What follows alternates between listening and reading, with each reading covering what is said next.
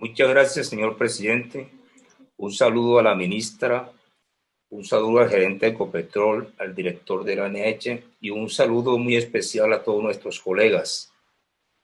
Dos factores han incidido en la reducción del ingreso por concepto del hidrocarburo.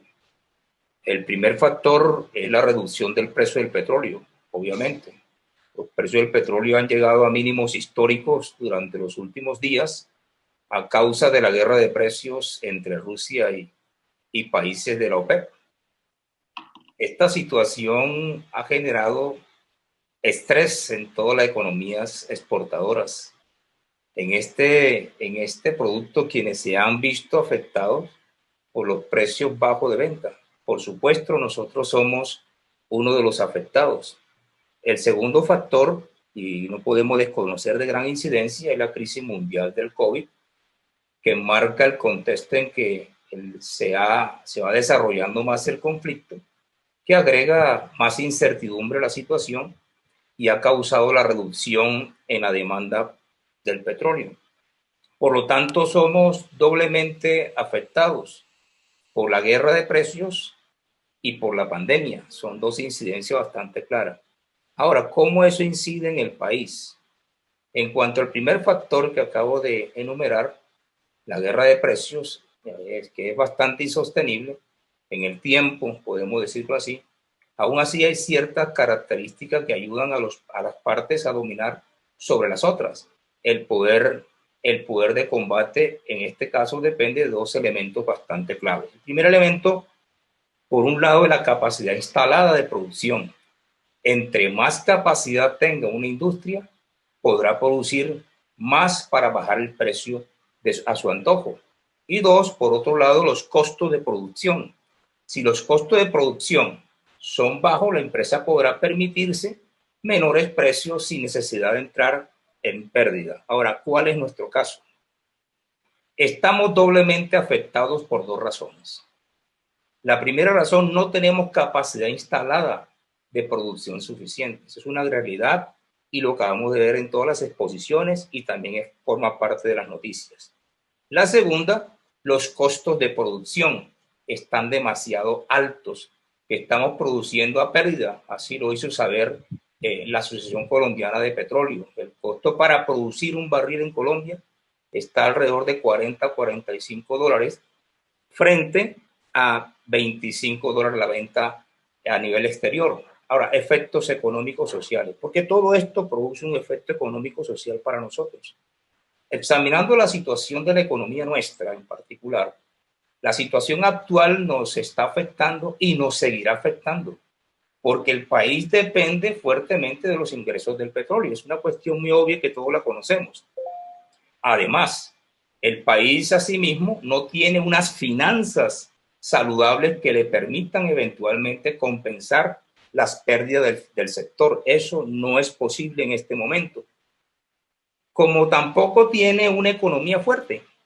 Más bien, la economía actualmente del país está en cuidados intensivos, que pospandemia entraría en proceso de recuperación y no sabemos cuánto tiempo se requiere para recuperarnos.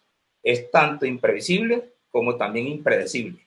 Veamos los efectos económicos sociales de todo esto, la reducción del precio y demás y la pandemia.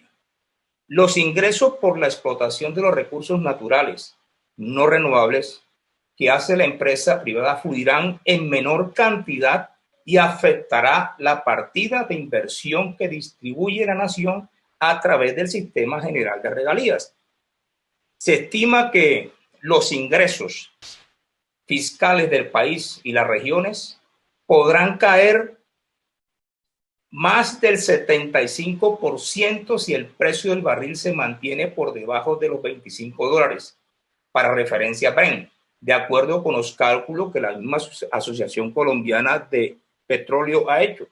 Además, ya vimos que las empresas del sector ven la necesidad imperiosa de reducir inversiones. Así lo acabamos de escuchar en esta sesión.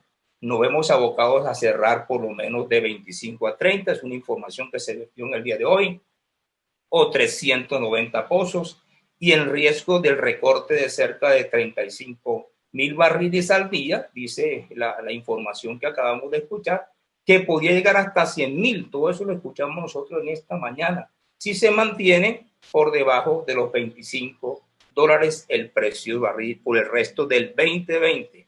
Por ende, ¿cuáles serían las consecuencias? Incide en el recaudo por regalías, impuestos, derechos económicos, pasará de 16 billones de pesos en 2019 a 4 billones de pesos, o sea, 8 billones de pesos menos de recaudo por concepto de regalía. Puntualizo, un estudio de la Dirección Nacional de Planeación sobre el aporte de las regalías al crecimiento económico del país revela que la ejecución de proyectos con estos recursos suma a punto un porcentual del precio o del ingreso bruto y genera 193.000 empleos. El año pasado, el Estado transfirió 41 billones de pesos a las entidades territoriales para educación, para salud, para agua potable, para alimentación escolar o propósitos generales, como es el caso de la libre destinación, todo lo que tiene que ver con los indígenas, las negritudes y asignaciones especiales por completo. La mayoría de los recursos se destinaron a educación y salud, dice 34 billones de pesos, que representa el 83% de las regalías distribuidas en el año 2019, según los datos del Sistema de Información y Consulta de Distribución de Recursos Territoriales. Entonces, esto impactará directamente la generación de empleo, la contratación de bienes y servicios y el recaudo de regalías, impuestos y derechos económicos contractuales. Todo esto va a estar afectado. La afectación no solamente es reducción por sí, sino las consecuencias que esto genera. La nación, todos los departamentos y municipios, empleados del sector, contratistas nacionales y locales de la industria y por supuesto las compañías de exploración y explotación de petróleo están viéndose y se verán considerablemente afectadas. Quiero terminar diciendo lo siguiente, señor presidente. Termino diciendo que esto no nos permite improvisaciones. No estábamos preparados para enfrentar dos crisis. La primera, la caída del precio del petróleo, lógicamente, y la segunda, por causa del coronavirus que afectó y está afectando gravemente la situación del país en el ámbito económico.